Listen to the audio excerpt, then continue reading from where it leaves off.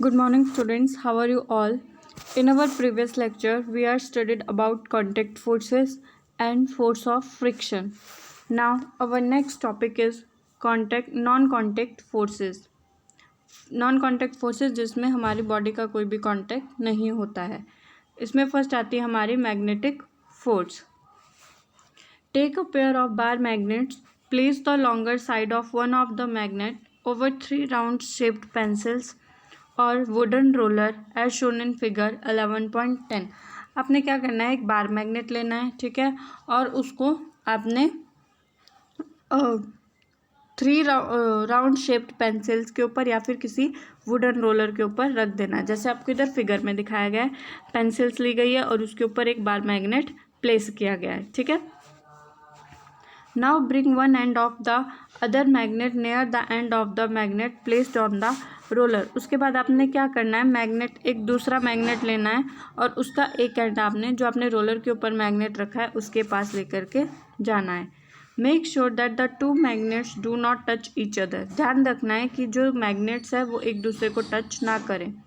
Observe what happens. फिर आपने उसको ऑब्जर्व करना है. Next bring the other and of the magnet near the same and of the magnet placed on the rollers.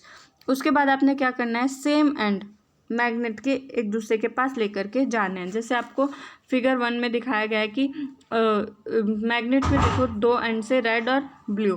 पहले क्या किया है, रेड एंड की तरफ को ब्लू एंड ले जाया गया है, ठीक है, रेड एंड की तरफ को ब्लू एंड लेकर के गए. और फिगर 2 में क्या है, ब्लू एंड की तरफ ब्लू एंड ही प्लेस किया गया है, same size. Note what happens to the magnet place on the rollers every time another magnet is brought near it. उसके बाद आपने क्या करना है, मैग्नेट की रीडिंग को नोट करना है कि हर टाइम जब आप एक दूसरा मैग्नेट रोलर वाले मैग्नेट के पास लेकर के जाते हो तो क्या चेंजेस उसमें आते हैं. Does the magnet on the roller begin to move when the other magnet is brought near it? क्या हमेशा जो रोलर के ऊपर मैग्नेट है वो मूवमेंट करेगा जब उसके पास आप दूसरा मैग्नेट लेकर के जाते हो. Does it always move in the direction of the approaching magnet? क्या वो मैग्नेट हमेशा मैग्नेट की दूसरे मैग्नेट की डायरेक्शन में मूव करेगा. What do these observation suggest? इस ऑब्जर्वेशन से हमें क्या पता चलता है. Does it mean that some force must be acting between the two magnets. क्या हम इससे ये कंक्लूज़न निकाल सकते हैं कि दो मैग्नेट्स के जो एंड है उसके बीच में कोई फोर्स लग रही है जिसकी वजह से वो मूवमेंट कर रहा है. You have learnt in class 6 that like poles of magnet repel each other and unlike pole attract each other. अब आपने 6 क्लास में पढ़ा है कि जो मैग्नेट के लाइक पोल्स यानी कि एक जैसे पोल्स होते हैं वो क्या करते हैं, मैग्नेट को रिपेल कर देते हैं, और जो अपोजिट पोल्स होते हैं अनलाइक पोल्स वो अट्रैक्ट करते हैं. जैसे इधर देखो ब्लू और रेड और ब्लू पोल्स है, ठीक है.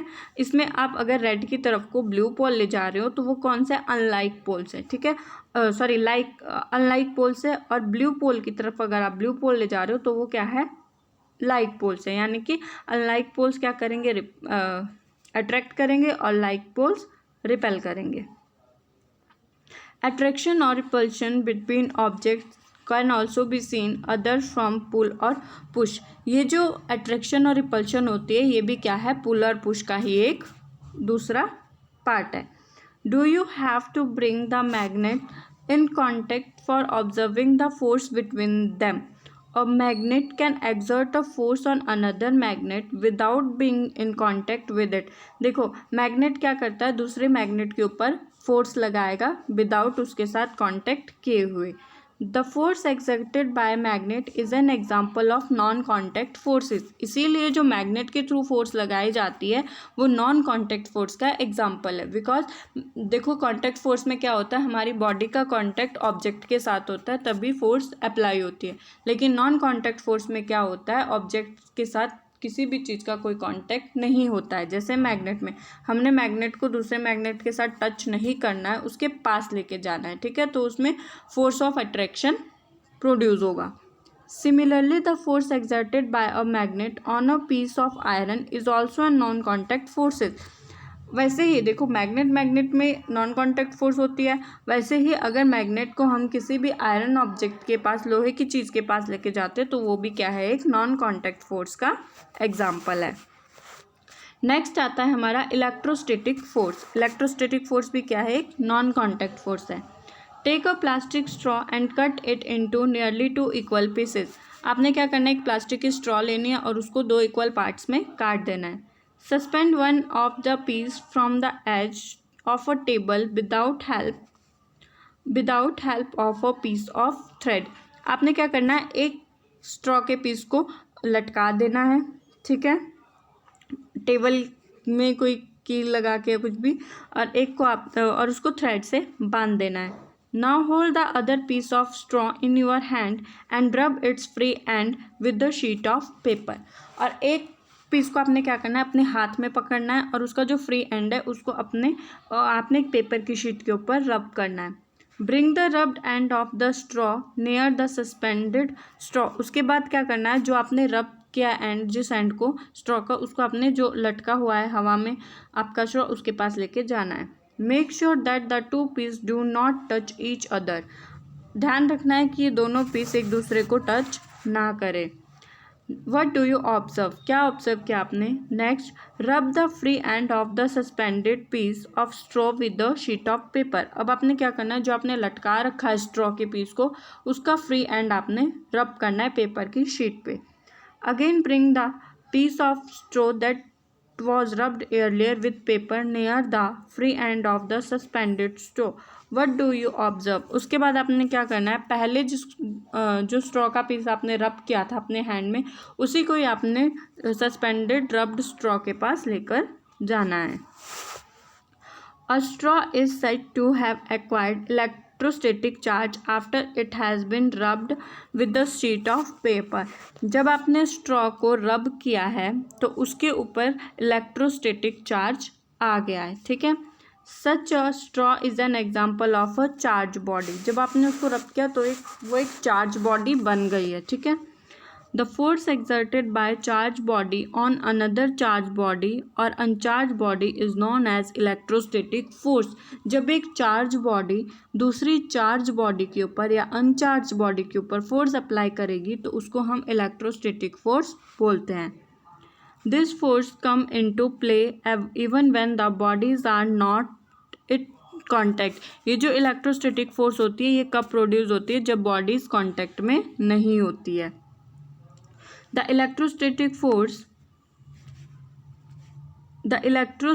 force therefore is another example of non-contact forces. Electrostatic force जो होती है ये भी non-contact forces के ही examples है। You will learn more about electric charge in chapter 15. Electric charge क्या होते हैं इसकी डिटेल स्टडी हम 15 चैप्टर में करेंगे। नेक्स्ट आती है हमारी gravitational force. You know that a coin or a pen falls to the ground when it slips off your hand.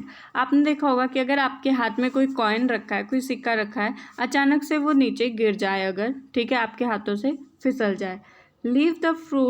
Leaves and fruits also fall to the ground. वैसे when they get detached from the plant. वैसे ही पेड़ की जो पत्तियाँ होती है, fruit होती है, जब वो पेड़ की टहनी से टूट जाते हैं तो वो ग्राउंड में गिर जाते हैं। Have you ever wondered why it is so? क्या आपने कभी सोचा ऐसा क्यों होता है? When the coin is held in your hand it is at rest. जब आपने अपने हाथ में कॉइन को पकड़ा है तो वो रेस्ट फॉर्म में होता है। As soon it is released it begins to move downward. जैसे आप उस कॉइन को अपने हाथ से छोड़ दोगे, फ्री कर दोगे, तो वो नीचे की तरफ को गिरेगा। It is clear that the state of motion of the coin under go A change. इससे हमें क्या पता चलता है कि पहले तो कॉइन रेस्ट फॉर्म में था, जैसे हमने उसको रिलीज किया तो वो नीचे की तरफ को आ गया, यानी कि उसके स्टेट ऑफ मोशन में चेंज आया है। Can this happen without a force acting on it?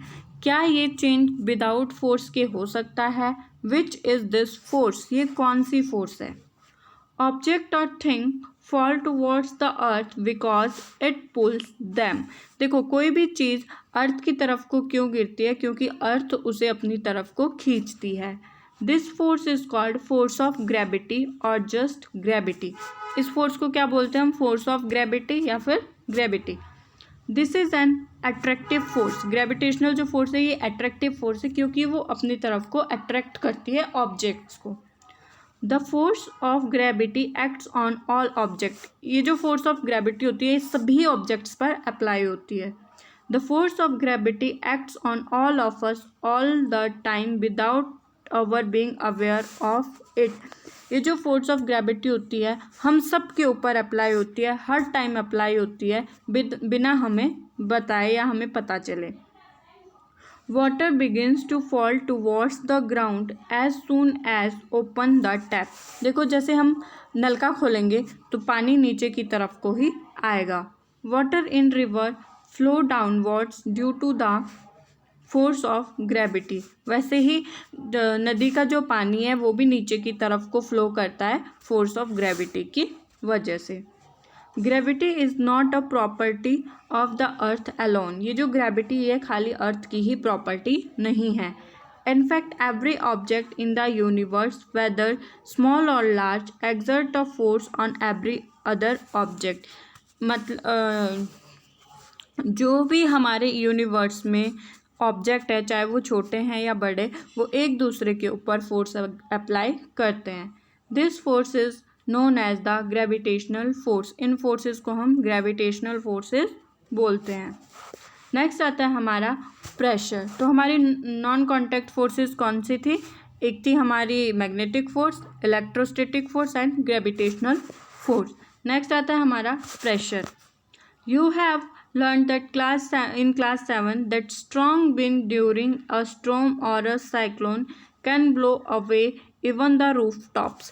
आपने देखा है 7th क्लास में आप लोगों ने पढ़ा है कि जब बहुत ज़्यादा तूफान आते हैं, बहुत तेज़ी से हवा चलती है, ठीक है, साइक्लोन आता है, तो वो हर एक चीज़ को अपने साथ उड़ा के ले जाता है। वो कई बार क्या करता है, छतों को, घर की छत को भी उड़ा देता है। You also learned that wind and cyclone are caused by the difference in air pressure.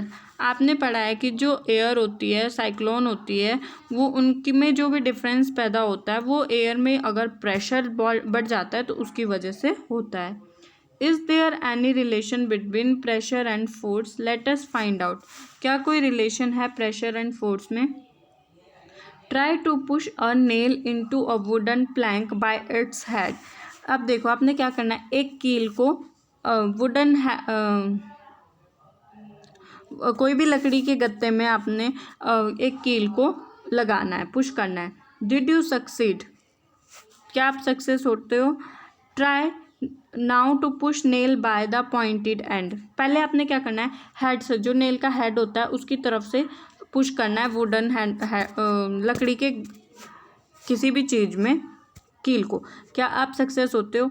उसके बाद आपने जो पॉइंटेड एंड होता है नेल का, उससे उसको पुश करना है। Could you do it this time? क्या आप उस टाइम पे सक्सेस होते हो उसको पुश करने में?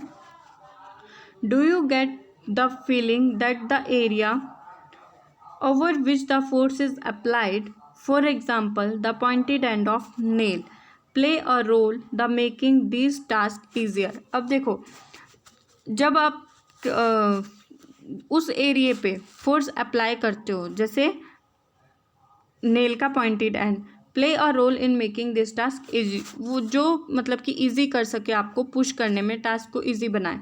The force acting on a unit area of a surface is called pressure. किसी सरफेस के यूनिट एरिया पे जो फोर्स अप्लाई की जाती है उसको हम प्रेशर बोलते हैं। प्रेशर का को कहाँ अप्लाई करते हैं? Pressure is equal to force upon area on which it act. Pressure depend करता है हमारा फोर्स के ऊपर और जिस एरिया में उसको अप्लाई किया गया है। ठीक है, आज के लिए हम इतना पढ़ेंगे। नेक्स्ट टॉपिक हम नेक्स्ट क्लास में पढ़ेंगे।